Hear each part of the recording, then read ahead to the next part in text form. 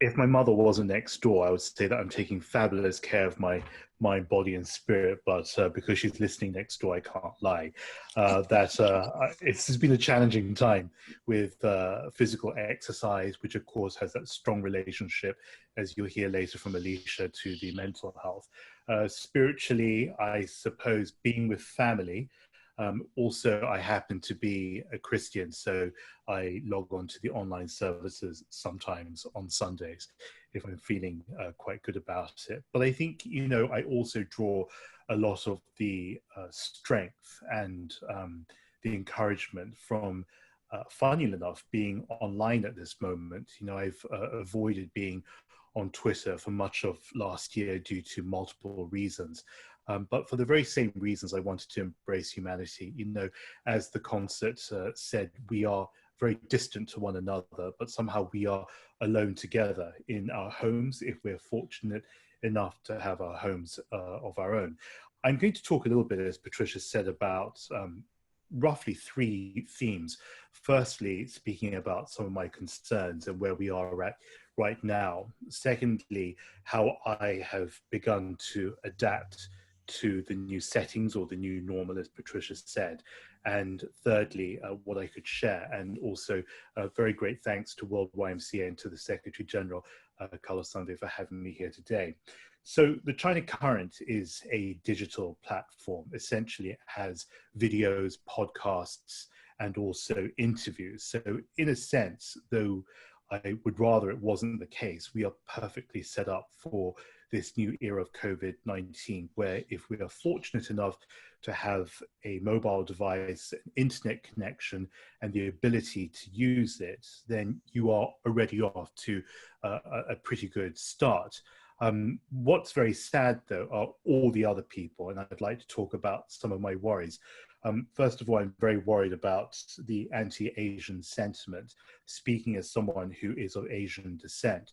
But I think we can multiply that for lots of people of different and wonderful colors who are finding themselves being ostracized at this time. We have lived through a last couple of years where it's been about my country first, and I think now it's elevated into me first. And I don't think there's anything wrong with being me first or my country first, but the framing and the context of it is very critical, that it's done with compassion, with kindness, and also inclusiveness. I worry a lot about women and girls because they were already being left far behind. And I think they'll be left even further behind in this new era unless we can somehow find a way to readapt the Sustainable Development Goals, our ambitions, the global goals for the years leading up to 2030 in a very clever way. And that brings me back to the virus, which is COVID-19. It is smarter, it is faster, it is more fearsome than any of us could be. And if we don't acknowledge that, as some governments have failed to do so, then you are left behind. You have failed your people, you have underserved your communities, and we're seeing tens of thousands of deaths unravel around the world and far more infections.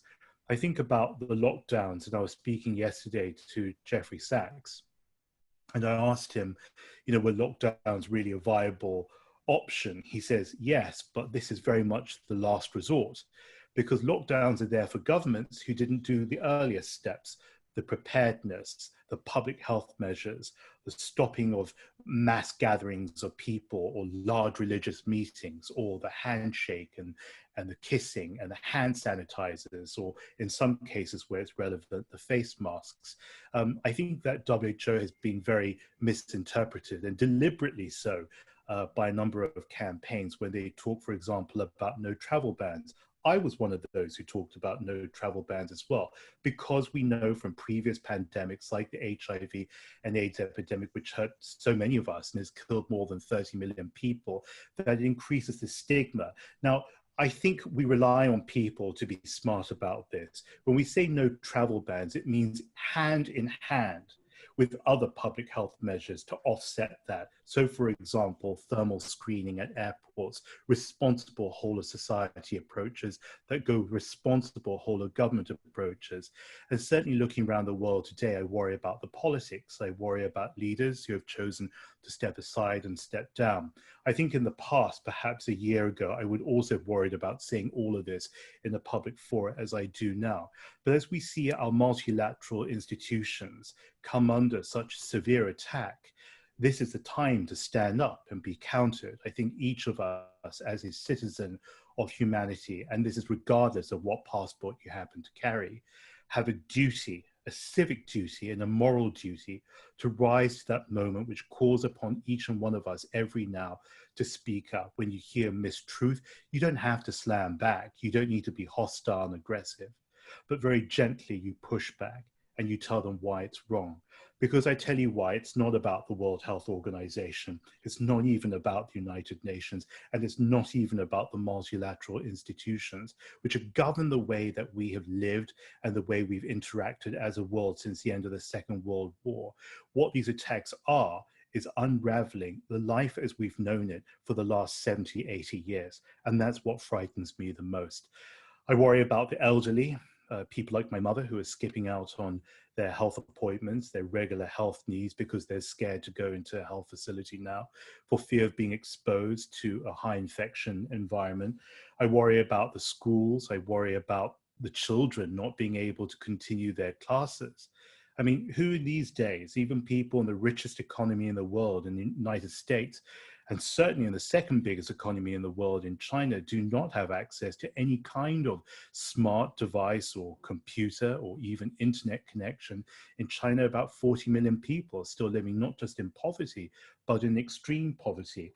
And I worry about, even if they had all that, is there a stable home environment for them to study? Are the teachers well placed to guide them going forward? And if they don't come from that, if they come from the margins of society, going to school often means to many people a guarantee of one stable, hopefully nutritious meal every day, maybe a glass of milk as well. And then I say, we go on to this, that of course, speaking of the home, if you have a home, if you have a shelter, if you don't, you're maybe one of the 300 million forcibly displaced people, refugees, asylum seekers, migrants, and then the domestic, the sexual abuse that we know continues. The United Kingdom government had a very clever idea, providing a special 3-digit PIN that you can key into your mobile phone if you're in trouble. So you call the emergency services, they answer the phone, and you can't speak because perhaps the person that you are trapped inside with is your abuser. So you key in a 3-digit number. But if I was there in the UK and in Downing Street and at those meetings, I would have put my hand up first and said, what if you don't have a mobile phone? What if you don't have a mobile phone, only had a landline? Or what if you had no ability to access a phone while someone took it away from you inside your home, for example? So these are some of the things I worry about. And I will just finish this part by saying that I won't talk about the mental health because you've got Jaden and Alicia to do that. But that's certainly foremost in my mind. Let's not forget that this is not just a threat to health. This is a threat to security, to peace, and to our entire global future. So what we've done at the China Current is not a media platform. It's a digital platform where we share, as I said, lots of interviews and stories, essentially human experiences that are shaping the global future. And we stopped working at the end of January. I happen to have just come back from filming in the States. And the reason why we did that is because we saw the most terrific outbreak occur across the border in mainland China, where up to 15,000 people were getting infected every day. It was so heart-wrenching. And I was speaking to Helen Clark, and she was saying that how it was so heart-wrenching for her to see not just individuals, but families and entire communities being torn apart. This is what we wanted to do. So from the end of January onwards, we started with Margaret Chan, who was, of course, the former head of the World Health Organization. And then we went to a lot of science, people like Sharon Lewin, who's working on the vaccine. She's adapted from HIV and AIDS to COVID-19, to Sumya Swaminathan, the chief scientist of the WHO, and many, many people aside, diplomats, policymakers, civil society, and racial justice advocates, because together that's what the that's what the solidarity is that Tedros talks about all the time at WHO. I think what I worry about most is respect. So in concluding, what I would ask everybody watching here today is to have some heart, and to have the heart that you would expect someone to apply to the interactions they have with you.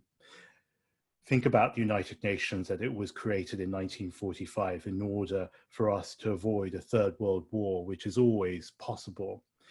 Think about the people in your family as well, but also be very adaptable and nimble to the changes. So don't sit back and say, well, my company is shut down, what am I going to do? Instead, say, my company shut down, what am I going to do? And then ask yourself, what am I going to do? Look around. I don't know whether that will change or shift your reality. But what I certainly hope is that what I've always found from friends and parents and grandparents who I've seen come through wars and terrific global challenges is that the ones that always succeeded were the ones who just pushed ahead. And don't be afraid to help your neighbor next to you. I think that's what we were always taught in our childhoods. Your neighbor being the person next to you, the neighbor being the person you went to school with, neighbor perhaps even being the country that you never got on with next door, or the continent on the other side of the planet with which you're jarring right now. But the moment we give up on multilateralism is the moment that we give up on our world and our safety net. How does the high touch and high relationship YMCA adapt its programs and services for the 2022 period to adjust to the anticipated long-term impacts of COVID-19? I think you just gave me the hardest question of them all. Yes, because none of us know exactly how it's going to go down, but you're very experienced. It'd be great if you could. I look forward to seeing what the Secretary General says in his closing comments on that. But you know, I've told a lot of friends, and I hope I'm right in saying this, that, you know, in a sense, be prepared to forget about your 2020. And I said this about 2 months ago. So what I mean by that is not to not lead with optimism, as the presentation said, but in a sense to prepare yourself financially, to prepare yourself emotionally for the long haul. And if you do that, as Jill was comparing her 2016 versus her 2019, in a sense, if you shoot for the stars, as they say, you'll always end up with something maybe not quite as high, but you'll be within that general area. So I know a lot of friends of mine are having financial difficulties, not only friends, but, you know, perfect strangers as well. And I think if we budget for all those things financially and otherwise, that's going to be something that's very important. So whether it be a large organization like the YMCA, or whether it be any one of us sitting at home right now, that's the one thing. And then I think also is the opportunity for something new and different. We're being forced to be creative. Sometimes sounds a little privileged, but we're being forced to push our boundaries and to somehow reach for ones that are in the dark and in the unknown. And I think that's what we all need to do as institutions, as representatives of people, but also, as I said, each of us in our own lives, to be fully prepared to grow a different skill set, or to ask yourself, if we're all staying at home and I'm doing this, what's a connection? What's the emotional connection between what I did before and the opportunity to reach into somebody's home? I also think that we must be aware that people react and respond differently to things now. I don't know if that shift is going to be permanent, and if, for example, the emergency measures around COVID are lifted, we're all just going to go back to the way we lived before. Or what I suspect will be a combination. People will be desperate to go back to their old lives. Probably those old lives did work for them well as well. But also people who are ready to embrace something different. Quite clearly, with this virus coming from nature, and I'm not one of those who believe in any of a number of conspiracy theories that are being tossed around very disrespectfully.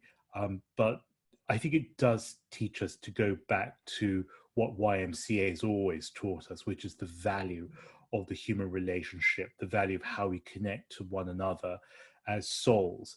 and how we connect to the natural world around us, be it through our work in climate change or be it in our behaviors towards respecting the environment. We've seen plenty of videos. Some of them are not always accurate, of giraffes roaming around or kangaroos appearing on the streets or tigers suddenly appearing in villages. But the point here is made quite clearly that we haven't been respecting the natural world of which we are temporary guests. And I think it's high time that we did. And that's what COVID-19 surely teaches us. James, what do you think will be the new normal for the older generation who are not digitally engaged in terms of their community life? Well, I thought this was a great question. I saw it pop up a while back when Jill was speaking. One thing I would say is that's going to be very, very difficult. I think a lot of it, though, depends on the way we perceive older people, in the sense that over the past couple of months, so I always refer to the past couple of months because the outbreak started earlier in this part of the world in East Asia. I just think there's been such disrespectful commentary and narrative about older people, that they've been perceived to be the burden on our society because they were the high risk groups. And therefore, why were we shutting down and locking down just because of a couple of old people? That's essentially what I was hearing all the time. And I heard it from many different places as well. I think it's disrespectful because it doesn't recognize the wisdom and the experience that they have to offer all of us, people like myself who are neither young nor old, but people who are also young. And I will always be a champion for young people because I don't think that they have been given anywhere near the opportunities that they have earned, not just handed over, but earned. So thank God they have institutions like the YMCA and families like the YMCA. But at the same time, I will say that, you know, when our parents used to say, we know better because we tasted more salt, I think that is true. And perhaps maybe I'm just getting old, so I'm saying this myself. But I do think that there's no substitute for experience, and that's going to be even more important in a post-emergency COVID world.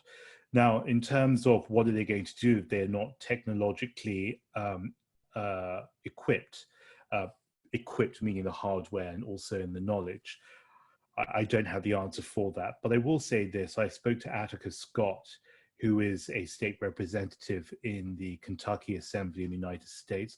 There's 17% poverty in that state, which shocked me until I checked out yesterday just to reconfirm what poverty levels were here in Hong Kong. It's 18 to 19%. It's higher than Kentucky. And we are one of the richest cities in terms of financial reserves, and you know the enormous wealth outside in the city as well.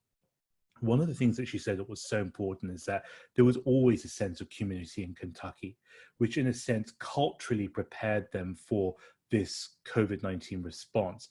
So instead of knocking on doors, which was the culture there anyway, now they're doing phone trees, as she calls, so like a network of phone calling and making sure that you're always as much in touch with people as you could be. And then with young people, because of course they're equally important in their own ways, you're doing not only through landlines, but maybe through mobile phones and certainly through social media.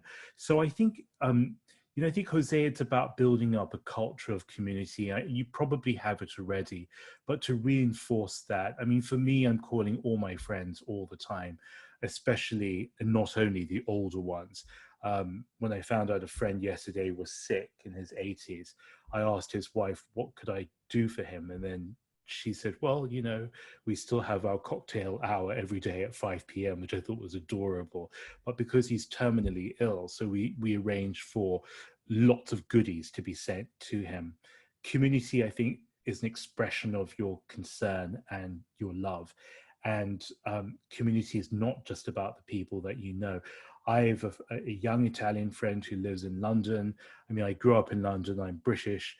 People can be very friendly there, and sometimes people are not so friendly as well. She said she's been living in that flat for a year plus, and to this day, no one said hello to her. So she said, if I was sick, she got infected with COVID.